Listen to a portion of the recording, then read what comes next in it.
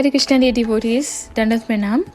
We are reading from the book Kṛṣṇa, the Supreme Personality of Godhead, by His Divine Grace A.C. Bhaktivedanta Swami Srila Prabhupada. Let's start with chapter 17, Extinguishing the Forest Fire. King Parikshit, after hearing of the chastisement of Kaliya, inquired from Sukadeva Goswami as to why Kaliya left this beautiful land and why Garuda was so antagonistic to him. Sukadeva Goswami informed the king that the island known as Nagalaya was inhabited by serpents and that Kaliya was one of the chief serpents there. Being accustomed to eating snakes, Garuda used to come to this island and kill many serpents at will.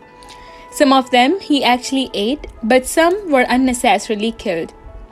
The reptile society became so disturbed that the leader Vasuki appealed to Lord Brahma for protection. Lord Brahma made an arrangement by which Garuda would not create a disturbance. On each half-moon day, the reptile community would offer a serpent to Garuda. The serpent was to be kept underneath a tree as a sacrificial offering to Garuda. Garuda was satisfied with this offering and therefore he did not disturb any other serpents. But gradually, Kaliya took advantage of this situation. He was unnecessarily puffed up by the volume of his accumulated poison as well as by his material power, and he thought, why should Garuda be offered the sacrifice? He then ceased offering any sacrifice. Instead, he himself ate the offering intended for Garuda. When Garuda, the great devotee carrier of Vishnu, understood that Kaliya was eating the offered sacrifices, he became very angry and rushed to the island to kill the offensive serpent. Kaliya tried to fight Garuda and faced him with his many hoods and poisonous sharp teeth. Kaliya attempted to bite him, and Garuda, the son of Taksha, in great anger and with the great force befitting the carrier of the Lord Vishnu, struck the body of Kaliya with his effulgent golden wings. Kaliya, who is also known as Kadrusuta, son of Kadru, immediately fled to the lake known as Kalyarada, which lay within the Yamuna river and which Garuda could not approach. Kaliya took shelter within the water of the Yamuna for the following reason. Just as Garuda went to the island of Kaliya snake, he also used to go to the Yamuna to catch fish to eat. There was, however, a great yogi known as Saubhari Muni who used to meditate within the water there and who was sympathetic with the fish. He asked Garuda not to come there and disturb the fish. Although Garuda was not under anyone's order, being the carrier of Lord Vishnu, he did not disobey the order of the great yogi. Instead of staying and eating many fish, he carried off one big fish, who was their leader. Saubhari Muni was sorry that one of the leaders of the fish was taken away by Garuda, and thinking of their protection, he cursed Garuda with the following words: "Henceforward, from this day, if Garuda comes here to catch fish, then I say this with all my strength, he will be immediately killed." This curse was known only to Kaliya. Kaliya was therefore confident that Garuda would not be able to come there, and so he thought it wise to take shelter of the lake within the Yamuna. But Kaliya's taking shelter of Saubhari Muni was not successful. He was driven away from the Yamuna by Kṛṣṇa, the master of Garuda. It may be noted that Garuda is directly related to the Supreme Personality of Godhead and is so powerful that he is never subject to anyone's order or curse.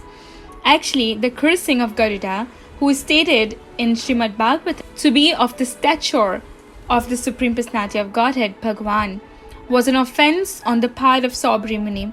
Although Garuda did not try to retaliate, the Muni was not saved from his offensive act against a great Vaishnava personality. Due to this offense, Saubhari fell down from his yogic position and afterwards became a householder, a sense enjoyer in the material world. The fall down of Saubhari Muni, who was supposed to be absorbed in spiritual bliss by meditation, is an instruction to the offender of Vaishnavas. When Kṛṣṇa finally came out of Kaliya's lake, he was seen by all his friends and relatives on the bank of Yamuna. He appeared before them nicely decorated, smeared all over with chandan pulp, bedecked with valuable jewels and stones, and almost completely covered with gold. The inhabitants of Vrindavan, including the cowherd boys and man, the gopis, Mother Yashoda, Maharaj Nanda and all the cows and calves saw Kṛṣṇa coming from the Yamuna, and it was as though they had recovered their very life. When a person regains his life, naturally he becomes absorbed in pleasure and joyfulness. They each in turn pressed Kṛṣṇa to their chest, and thus they felt a great relief. Mother Yashoda, Rohini, Maharaj Nanda and the coward man became so happy that as they embraced Kṛṣṇa, they thought they had achieved their ultimate goal of life. Balaram also embraced Kṛṣṇa, but he was laughing because when everyone else had been so overwhelmed with anxiety, he had known what would happen to Kṛṣṇa. All the trees on the bank of the Yamuna, along with all the cows, bulls and calves, were full of pleasure because of Kṛṣṇa's appearance there. The Brahmana inhabitants of Vrindavan immediately came with their wives to congratulate Kṛṣṇa and his family members. And because Brahmanas are considered to be the spiritual masters of society, they offered their blessings to Kṛṣṇa and his family on account of Kṛṣṇa's release. They also asked Maharaj Nanda to give them some charity on that occasion. Being so pleased by Kṛṣṇa's return, Maharaj Nanda gave many cows and much gold in charity to the Brahmanas. While Nanda Maharaj was thus engaged, Mother Yashoda simply embraced Kṛṣṇa and made him sit on her lap, while she shed tears continuously. Since it was almost night and all the inhabitants of Vrindavan, including the cows, calves, were very tired, they decided to take their rest on the river bank. In the middle of the night, while they were taking rest, there was suddenly a great forest fire, and it quickly appeared that the fire would soon devour all the inhabitants of Vrindavan. As soon as they felt the warmth of the fire, they immediately took shelter of Kṛṣṇa, the Supreme Personality of Godhead.